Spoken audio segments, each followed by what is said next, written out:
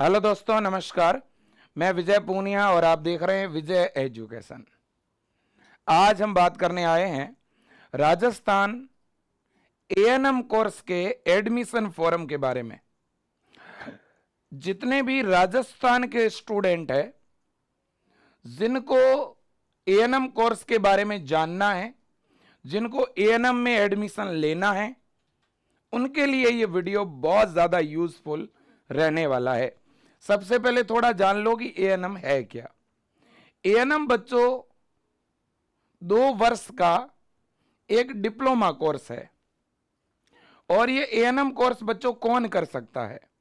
ANM 12th pass out कोई भी girls कर सकती है। एएनएम कोर्स जो है वो लड़कियों के लिए है, लड़कों के लिए नहीं है। 2 साल में ये डिप्लोमा कंप्लीट हो जाता है। ड्यूरेशन तो इसकी 18 महीने की होती है, लेकिन 2 साल में ही कंप्लीट होता है। अब बच्चों देखिएगा, अब 12th पास आउट लड़कियां, चाहे वो बायो से है, चाहे वो आर्ट से है, कॉमर्स से है, एग्रीकल्चर से है, कोई भी इसका फॉर्म लगा सकती है। अब एडमिशन होगा कैसे? तो 12th परसेंटेज के अकॉर्डिंग इसका मेरिट बनता है। 12वीं के परसेंटेज आधार पर इसका मेरिट बनता है और एडमिशन होता है। तो इसके कॉलेज राजस्थान में सारे गवर्नमेंट है कि प्राइवेट भी है? तो एएनएम कोर्स के राजस्थान में 34 यानी 34 गवर्नमेंट कॉलेज है और जिनमें 1650 सीटें हैं। राजस्थान में एएनएम का कोई भी प्राइवेट कॉलेज नहीं है। क्लियर बात? सारे गवर्नमेंट कॉलेज है। 12th परसेंटेज बेस पर मेरिट बनेगी। फॉर्म स्टार्ट हो गए हैं। अब फॉर्म कैसे भरे जाएंगे, ऑनलाइन की ऑफलाइन, वो बताता हूं। फॉर्म भरने के लिए एज क्राइटेरिया क्या है वो भी बताता हूं। एएनएम काफी अच्छा कोर्स है लड़कियों के लिए और इसकी वैकेंसियां भी निकलती रहती हैं। अब देखिएगा, सबसे पहले हम चलते हैं वेबसाइट पे। कौन सी वेबसाइट पे चलेंगे सर? तो एएनएम के फॉर्म के लिए वेबसाइट है ये वाली, राजस्वास्थ्य.nic.in। इस वेबसाइट पे एएनएम के फॉर्म आ गए हैं। लेकिन आप सोच रहे होंगे कि फॉर्म ऑनलाइन भरे जाएंगे। नहीं नहीं, फॉर्म का जो फॉर्मेट है वो यहां आया है, लेकिन फॉर्म तो ऑफलाइन ही भरना पड़ेगा। फॉर्म तो भर के आपको अपने जिले में जमा करवाना है, जिले के हेडक्वार्टर पे जमा करवाना है। वो मैं अभी आपको बता दूंगा। देखिएगा, यहां पे ये 2 लिंक आए हुए हैं। यहां एक बार आप पढ़ लो क्या लिखा है। महिला स्वास्थ्य कार्यकर्ता प्रशिक्षण पाठ्यक्रम 2023-24 में एडमिशन हेतु, है ना। एएनएम के फॉर्म आए हैं, अभी जीएनएम के नहीं आए। अब देखो, मैं इस पे क्लिक कर रहा हूं। जैसे ही हम क्लिक कर रहे हैं, ये आपके सामने पूरा नोटिफिकेशन जो है वो ओपन हो गया है। देखो आप, ये देखिए, इसमें फॉर्म भरने की पहले डेट देख लेते हैं। फॉर्म 1 दिसंबर से 20 दिसंबर तक भरे जाएंगे। 1 दिसंबर से 20 दिसंबर तक फॉर्म भरे जाएंगे। दूसरी बात, फॉर्म कौन भर सकता है? शैक्षणिक योग्यता देखिए, 12th पास आउट कोई भी कैंडिडेट फॉर्म लगा सकता है, चाहे आपका 12th किसी भी बोर्ड से है ना। इसके बाद में नेक्स्ट है एज। आपकी जो एज है मिनिमम 17 वर्ष होनी चाहिए। अभी ये जो दिसंबर महीना चल रहा है, तो अभी जो ये 31 दिसंबर है ना, 31 दिसंबर तक अगर आप 17 साल के हो रहे हैं, आप फॉर्म अप्लाई कर सकते हैं। 17 से ऊपर भले ही आपकी एज, जो अपर एज है, वो 34 तक होनी चाहिए। 34 से ऊपर अगर आपकी एज है, आप फॉर्म नहीं लगा पाओगे।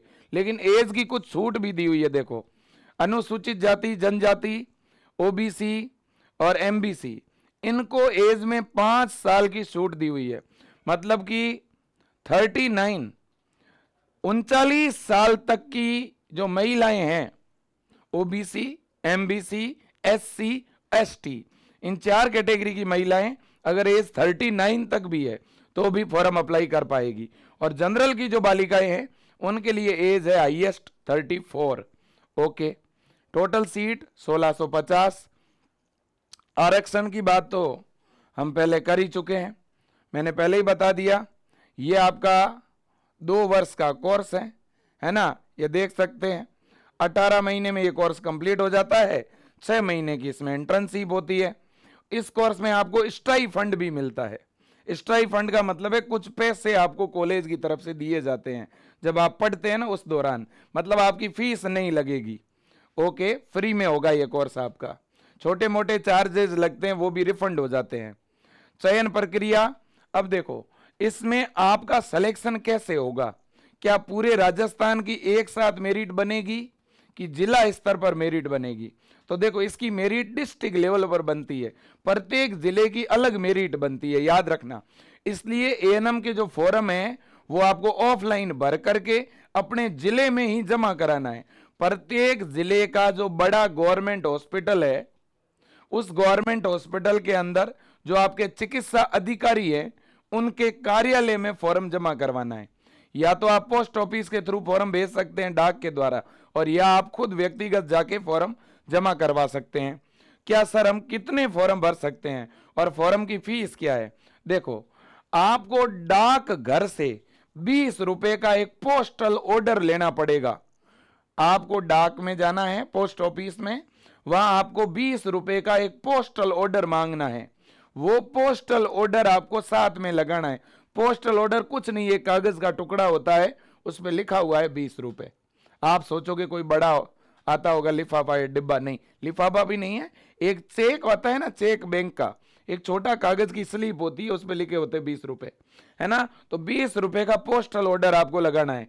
लेकिन SC और ST की जो लड़कियां हैं उनको पोस्टल ऑर्डर भी लगाने की जरूरत नहीं है फॉर्म के साथ। ओके, इतनी बात समझ आ गई। अब इसके बाद में आवेदन पत्र कहां जमा करवाएं? आवेदन पत्र आपको जिला स्तर पर, देखो चिकित्सा एवं स्वास्थ्य अधिकारी, प्रत्येक जिले में चिकित्सा और स्वास्थ्य अधिकारी बैठते हैं, उनके कार्यालय में जमा होगा। अब मैं आपको बता भी देता हूं कि फॉर्म किस तरह का है। फॉर्म मिलेगा कहां पर आपको? यह रहा फॉर्म, यह आपका फॉर्म है एएनएम का। यह फॉर्म आपको ऑफलाइन भर के जमा करवाना है। डॉक्यूमेंट भी अभी बता दूंगा क्या लगाने हैं साथ में। और एक बालिका एक फॉर्म भी भर सकती है, और 10 फॉर्म भी भर सकती है, और 34 फॉर्म भी भर सकती है। वो आपके ऊपर है आपको कितने भरने। अगर आप एक फॉर्म भर के जैसे जोधपुर जमा करवा रहे हो तो आपका एडमिशन केवल जोधपुर में ही होगा। अगर मान लो आप 2 जिलों में जमा करवाते हो, बाड़मेर और जोधपुर दोनों में, तो बाड़मेर की मेरिट अलग बनेगी, जोधपुर की अलग बनेगी, जयपुर की मेरिट अलग बनेगी, सीकर की अलग बनेगी। तो आप एक जिले में, 2 में या 3 में, कितने भी जिलों में अप्लाई कर सकते हैं। लेकिन प्रयास करिए आप अपने होम डिस्ट्रिक्ट में अप्लाई करो तो ज्यादा सही रहेगा, ठीक है ना। बिल्कुल। अब देखिएगा आपको ऊपर ही ऊपर यहां फोटो लगाना है। ये आपको वेबसाइट पर मिल जाएगा, ये फॉर्म प्रिंट ले लेना। अगर वेबसाइट पे नहीं मिलता है आपको तो मैं विजय एजुकेशन के टेलीग्राम चैनल पर ये डाल दूंगा। कहां पे डाल दूंगा? विजय एजुकेशन के टेलीग्राम चैनल पर मैं डाल दूंगा। आप टेलीग्राम पे जाकर के और ये फॉर्म डाउनलोड कर लेना। टेलीग्राम का लिंक इस वीडियो के नीचे मैं डिस्क्रिप्शन में डाल दूंगा, है ना। बिल्कुल जी। और वेबसाइट राज स्वास्थ्य पर भी ये फॉर्म डला हुआ है। पहले इस फॉर्म का आप प्रिंट ले लेना। इस फॉर्म में 4 सेक्शन बने हुए हैं। देखो, पहला सेक्शन है A, फिर दूसरा सेक्शन है B, तीसरा सेक्शन है C और चौथा सेक्शन है D, है ना। और जो आंगनवाड़ी कार्यकर्ता है, सहयोगिनी, आशा सहयोगिनी है ना, और जो चतुर्थ श्रेणी जो महिला कर्मचारी है उनको एएनएम कोर्स करने में कुछ छूट भी मिलती है। उनका कोटा है कुछ, इसलिए उनका आराम से एडमिशन हो जाता है ना। बिल्कुल। तो अब जब आप फॉर्म अप्लाई करोगे तो पहले आपको यह सेक्शन A भरना है, वहां आपको अपना फोटो लगाना है। फिर आपको क्या करना है, देखो यहां आपको अपने बोर्ड का नाम लिखना है। जैसे बोर्ड का क्या नाम है, किसी ने राजस्थान से किया है तो RBSE इतना लिखना है। उत्तीर्ण करने का वर्ष, आपने सीनियर सेकेंडरी जो है वो कब उत्तीर्ण करी वो आपको यहां पर लिखना है। मतलब आपने 12वीं कब करी वो आपको यहां लिखना है। मिनिमम आपकी 12th होनी चाहिए।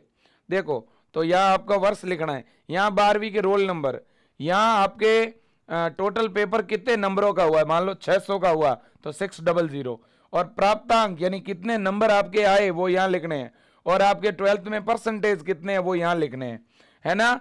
फिर आपको अपनी जाति आपकी जो भी है, SC ST OBC, अन्य पिछड़ा वर्ग का मतलब OBC MBC जो भी हो, EWS है तो EWS पे क्लिक कर देना। फिर अगला है निःशक्त जन, अगर कोई इस तरह का कैंडिडेट है, निःशक्त जन का मतलब कोई दिव्यांग है, हैंडीकैप्ड है, तो उसे यस करना है, अदरवाइज नो करना है। अगर आप हैंडीकैप्ड है तो हैंडीकैप्ड का सर्टिफिकेट साथ में लगाना पड़ेगा, है ना।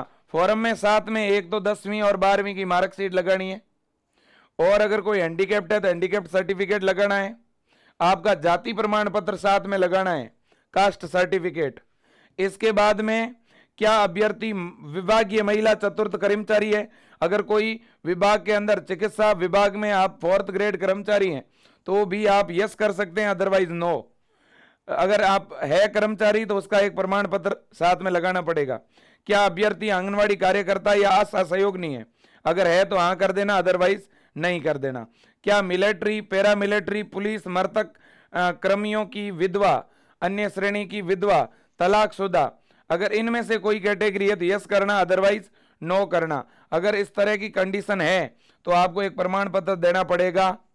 इसके बाद में आवेदन शुल्क विवरण, पोस्टल ऑर्डर का नंबर यहां लिखना है। भाई अगर आप SC ST से हैं तो पोस्टल ऑर्डर के नंबर लिखने नहीं है, पोस्टल ऑर्डर लेना नहीं है। OBC जनरल MBC EWS इनको पोस्टल ऑर्डर लेना है, यहाँ 20 रुपए लिखने हैं, डेट लिखनी है ना। तो ये आपको काम करना है। अब यहाँ आपको हिंदी में नाम, फिर इंग्लिश में नाम, फिर पिता का नाम हिंदी में, पिता का नाम इंग्लिश में, पति का नाम हिंदी में, पति का नाम इंग्लिश में। अगर कोई बालिका शादीशुदा नहीं है तो उन्हें पति के नाम में कुछ नहीं लिखना। इसके बाद जन्म तिथि, जन्म तिथि के लिए आपको एक प्रमाण पत्र लगाना है, कौन सा, 10वीं की अगर मार्कशीट हो तो मार्कशीट, नहीं तो 10वीं का सर्टिफिकेट लगाना है आपको। क्लियर है। जन्म तिथि प्रमाण पत्र हमेशा 10th की मार्कशीट को मानते हैं, 10th की मार्कशीट या 10th का सर्टिफिकेट, है ना।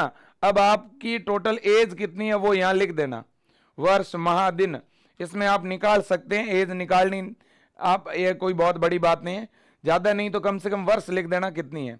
आपके मोबाइल नंबर गलत मत लिखना, ये सबसे जरूरी चीज है, इस पर मैसेज आएगा काउंसलिंग कब होगी इसका, है ना। तो यहाँ फोन नंबर लिखने हैं, 2 लिखने हैं आपको, एक आप अपने लिख देना, एक अपने हस्बैंड के लिख देना, और जो शादीशुदा बालिकाएं हैं नहीं वो अपने पिताजी के और अपने खुद के लिख देना, है ना। बिल्कुल। यहाँ डाक का पता आपका, फिलहाल देखो जो विवाहित है बालिकाएं हैं वो तो अपने ससुराल का एड्रेस लिख देंगी, और बाकी जो अविवाहित है वो अपने पिताजी के घर का एड्रेस लिख देगी, है ना। बिल्कुल।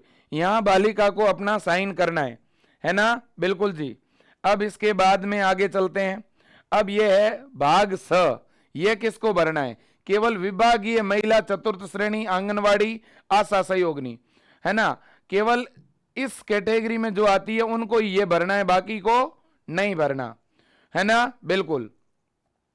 इसके बाद में आप अगर कोई विभागीय कर्मचारी हैं तो आपके विभाग के जो बड़े अधिकारी है उनकी यहां पर आपको सील और साइन लगानी पड़ेगी, और आपको इधर साइन करनी है।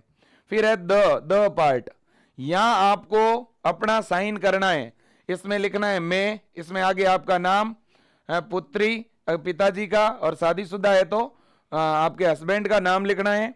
और इसके बाद में जो है आपको यहाँ पे अपने साइन करने हैं, डेट और स्थान का नाम लिखना है।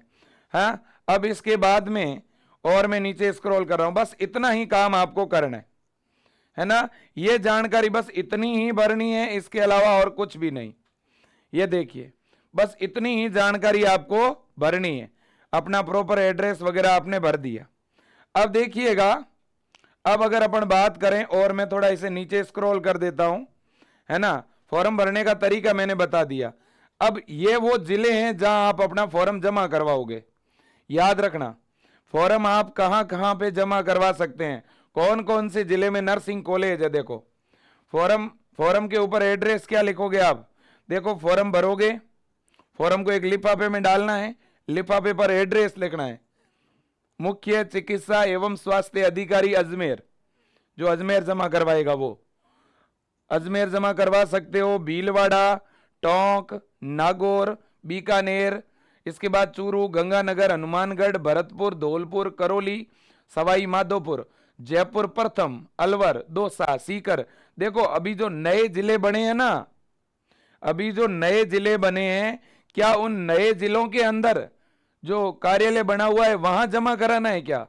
बच्चों देखो नए जिलों का अभी जिक्र है नहीं, यहाँ पे यहाँ नए जिलों का नाम आया हुआ है नहीं, तो इसलिए आप अपने जो पुराने जिले हैं उनमें ही जमा करवाना भाई।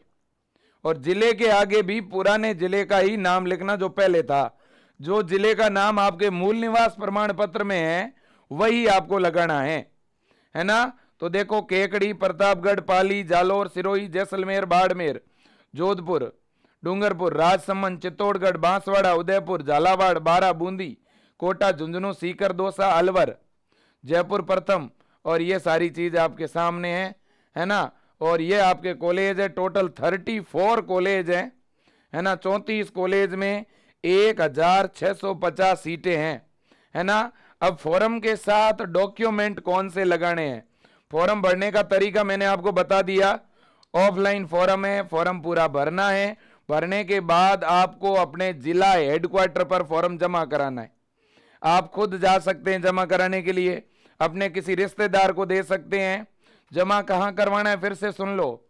प्रत्येक जिले के अंदर बड़ा गवर्नमेंट हॉस्पिटल है कि नहीं है, उस बड़े गवर्नमेंट हॉस्पिटल में मुख्य चिकित्सा अधिकारी बैठते हैं, है ना।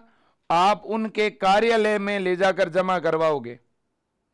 आप बड़े गवर्नमेंट हॉस्पिटल चले जाना, वहां आपको पता चल जाएगा, हर एक जिले में एक कार्यालय बना हुआ होता है ना। बिल्कुल। अब देखिएगा, अब डॉक्यूमेंट क्या आपको ले जाने पड़ेंगे साथ में।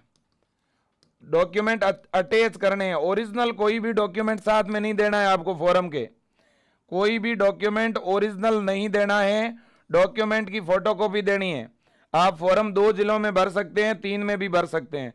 अपने घर से पोस्ट ऑफिस जाओ, लिफाफा लो, उस पर एड्रेस डाल दो, मुख्य चिकित्सा अधिकारी जोधपुर, लिखा आपने एड्रेस, जोधपुर का पिन कोड लिख लो गूगल पे सर्च करके, फिर आप फॉर्म में अपना एड्रेस लिखो आपका, और वो सीधा पोस्ट ऑफिस में दे दो, वो अपने आप वहां चला जाएगा। क्लियर है कि नहीं? बिल्कुल। तो 2 जिलों में भेजो, 3 में भेजो, वो आपकी इच्छा है। आप अपने खुद के जिले में भी पोस्ट ऑफिस द्वारा भी भेज सकते हैं, है ना। बिल्कुल। डॉक्यूमेंट में सबसे ज्यादा जरूरी 10th की मार्कशीट, है ना, 10th की मार्कशीट, और वो सेल्फ अटेस्टेड होनी चाहिए। मार्कशीट की फोटोकॉपी लगानी है, और फोटोकॉपी के ऊपर आपको अपना साइन करना है ना। ओरिजिनल मत देना साथ में। फिर 12th की मार्कशीट, 12वीं की मार्कशीट, और बढ़िया फोटोकॉपी होनी चाहिए, साफ सुथरी फोटोकॉपी होनी चाहिए। फिर नंबर 3 पे आपको अपना मूल निवास प्रमाण पत्र। बहुत सारी इस तरह की बालिकाएं हैं जिनके मूल निवास और जाति में अपने पिताजी का नाम है, लेकिन वो शादीशुदा भी है, तो इससे कोई फर्क नहीं पड़ेगा, टेंशन लेने की जरूरत नहीं। इसके बाद में जाति प्रमाण पत्र, कास्ट सर्टिफिकेट, कोई ईडब्ल्यूएस है तो ईडब्ल्यूएस सर्टिफिकेट। इसके बाद में कोई दिव्यांग है तो दिव्यांगता प्रमाण पत्र, मतलब अदर सर्टिफिकेट। अदर सर्टिफिकेट में दिव्यांग है तो उसको दिव्यांगता देना पड़ेगा। कोई अगर विडो है, तलाकशुदा है तो उसका देना पड़ेगा, है ना। कोई कर्मचारी है तो अपना कर्मचारी वाला जो भी ड्यूटी वाला सर्टिफिकेट है आपके सक्षम अधिकारी द्वारा जारी किया हुआ, वो देना पड़ेगा, है ना। इसके बाद में ये कागज हो गए सारे के सारे, बस यही मेन कागज है और यही देने हैं। देखो ये 10वीं की मार्कशीट, अगर किसी के पास 10वीं का एक सर्टिफिकेट और आता है, अगर किसी के पास 10वीं का सर्टिफिकेट हो तो सर्टिफिकेट भी आप साथ में लगा सकते हो, है ना। क्या टीसी, माइग्रेशन और ये देने हैं क्या? ये देने की जरूरत नहीं है। टीसी वगैरह की फोटोकॉपी नहीं देनी है, कोई जरूरी नहीं है, ठीक है ना। बिल्कुल। आप आधार भी देना है क्या? नहीं, मूल निवास हो गया इसलिए आधार की कोई जरूरत नहीं है। और आपको अपना एक बढ़िया सा फोटो साथ में लगाना है, ऊपर उसके क्या लगाना है? फोटो। और फॉर्म में जहां जहां पर बोला हुआ है आवेदक के हस्ताक्षर, तो प्रत्येक पन्ने पर आवेदक के हस्ताक्षर फॉर्म पे होने चाहिए, बहुत ज्यादा जरूरी है। और इसके अलावा पोस्टल ऑर्डर पोस्टल ऑर्डर के कितने रुपए वाला पोस्टल ऑर्डर लगाना है? 20 रुपए वाला। लेकिन किसको नहीं लगाना भाई? SC ST की जो बालिकाएं हैं उनको नहीं लगाना है ना। तो ANM का फॉर्म है, प्रत्येक जिले के हेडक्वार्टर पर जमा होगा। आप जमा जरूर करवा दें टाइम पर, ठीक है। बस मेरा यही निवेदन है। और ये आपके सामने पूरा फॉर्म है, इसमें अपने परसेंटेज भरना। परसेंटेज गलत मत भरना भाई, ये एडिट नहीं होता है, एक ही बार भरना है। कोई भी अपना प्रतिशत गलत ना भरें। आपके यहाँ जो परसेंटेज लिखोगे उसी के बेस पे होगी आपकी पूरी, क्या कहते हैं वो, काउंसलिंग, है ना। अब फॉर्म भरने के बाद सर, फॉर्म भरने के बाद क्या करेंगे? देखो फॉर्म भरने के बाद आपको इंतजार ही करना है। कब तक इंतजार करें सर? देखो 20 दिसंबर तो लास्ट डेट है फॉर्म की, क्लियर है? तो 20 दिसंबर लास्ट डेट है, तब आगे आपको क्या करना है? 20 दिसंबर तो लास्ट डेट हो गई, तो अब आप हो सकता है डेट बढ़ भी जाए। तो जनवरी में आपकी काउंसलिंग शुरू होगी। जनवरी में काउंसलिंग में क्या होगा सर जी? जैसे आपने जोधपुर फॉर्म जमा करवाया तो आपको जोधपुर की सीट ही मिलेगी। सर कम से कम कितने परसेंटेज वाला अप्लाई कर सकता है? 40% वाला भी कर सकता है, 50 वाला, 70 वाला, 80 वाला, कोई भी अप्लाई कर सकता है। सर कट ऑफ कितनी रहती है? कितने नंबर तक ANM का कॉलेज मिल जाता है? देखो बच्चियां, मैं अगर कोई पहले बात बताऊंगा तो वो जल्दबाजी होगी, लेकिन जिनके 70 से ऊपर परसेंटेज है ना, 70 से ऊपर परसेंटेज है OBC में, EWS में, MBC में, तो लगभग चांस रहता है। और जनरल में अगर आपके 75 या 80 से ऊपर है तो चांस रहता है। देखो मैं एक बात कहूँगा, ठीक है ना, मैं एक बात कहूँगा, अगर कट ऑफ की यानी मेरिट की अगर बात करूँ तो अलग अलग कॉलेज की अलग अलग मेरिट रहती है। फिर भी आप मान के चलो, अगर कोई जनरल कैटेगरी से है और किसी के 80 से 85 तक या इससे ऊपर प्रतिशत है तो बढ़िया बात है। अगर कोई OBC की बच्ची है, कोई MBC की है, कोई EWS की है, कोई SC की बालिका है, कोई ST की है और कोई अदर कैटेगरी वाली है सर्विस, है ना, तो मतलब अलग अलग कैटेगरी की अलग अलग मेरिट जाती है। फिर भी एक ओवरऑल आइडिया मैं बता रहा हूँ OBC वालों के लिए, 75 से 80% के बीच हो तो बढ़िया बात है। MBC और EWS के लिए 70 से 75 के बीच हो तो बढ़िया बात है। और SC के लिए 65 से 70 के बीच हो तो अच्छी बात है। और ST के लिए जो है आपकी लगभग 60 से 65 के बीच हो तो बढ़िया बात है। और जो कर्मचारी है, कर्मचारी के लिए भले ही 50% हो, 40 हो तो भी चलेगा, है ना। इसमें भी कई बार कट ऑफ जनरल की कम भी रहती है। कुछ जिलों में जनरल कैटेगरी की बच्चियों को कम प्रतिशत पर भी दाखिला मिल जाता है, एडमिशन मिल जाता है। तो चिंता करने वाली कोई बात नहीं, फॉर्म जरूर भरा दे, है ना। बिल्कुल जी, यही बात मैं आपको कहना चाहूँगा। जनवरी में इसकी काउंसलिंग आपकी होती है, जनवरी में, है ना। जनवरी महीने में इन्होंने कहा है कि काउंसलिंग होगी, लेकिन कई बार जनवरी 15, जनवरी 20 या फरवरी के पहले सप्ताह में न्यूज़पेपर के अंदर इसकी काउंसलिंग की सूचना आती है। कहाँ पर आती है?